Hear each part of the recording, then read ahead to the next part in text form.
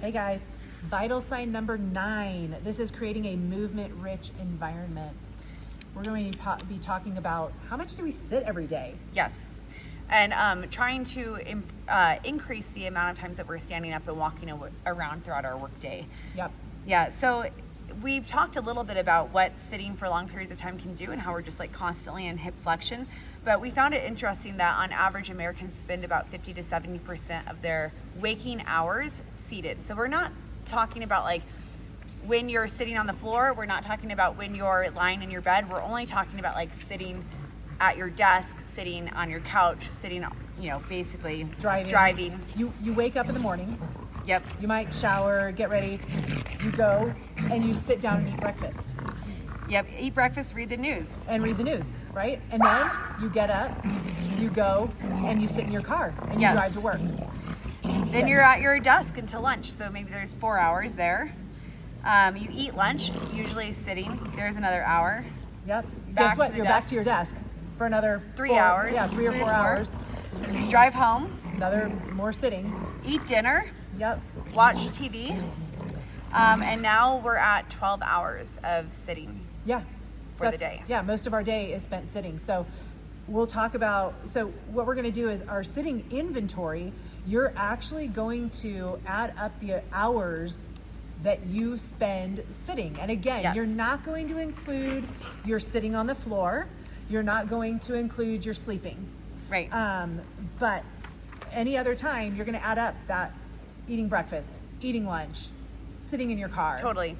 And there are apps to do this. Like if you don't want to jot it down, I just put it on a notepad right next to me and just kept track. But there's also apps where you can click when you're getting up and when you're sitting down, all that sort of stuff.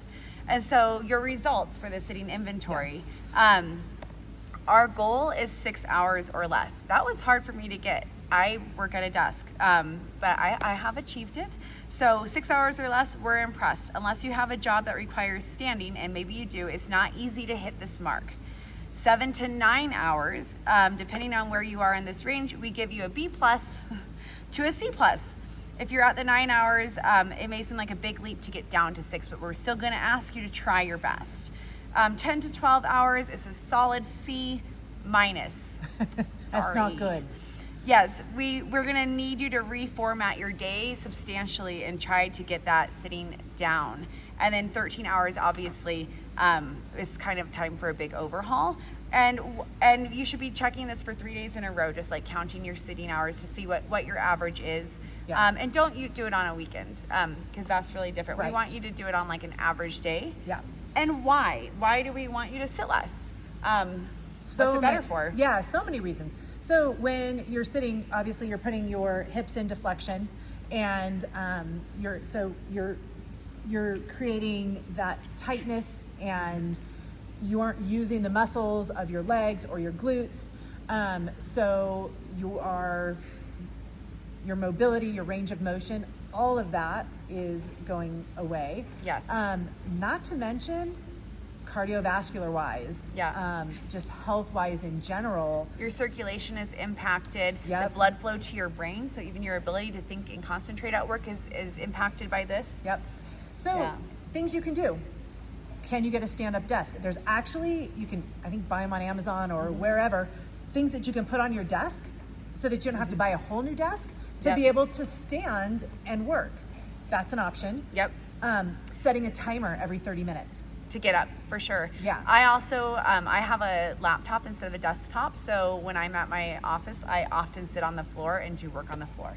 That's another great... Or put my laptop on a coffee table and do work sitting at the coffee table. I like that. Yeah. And shockingly, if we had to pick the best chair for you to sit in at your desk, it would be a hard backless chair. So it would not be a Fitball, it would be a stool maybe. And it wouldn't be the thousands of dollars that you spend on those really ergonomic chairs. Yeah. All those do is promote relaxation. They Yes. promote bad posture. We're saving you money too. We are a lot. A basic ass stool is going to do the job. Yes. Because it's going to make you want to get up and move around more, and Yeah. it's going to make you use your musculature to hold your posture and hold you up. Yep. Yeah. Don't get too that's it. comfortable sitting. That's right. Don't get too comfy. Bye. Bye.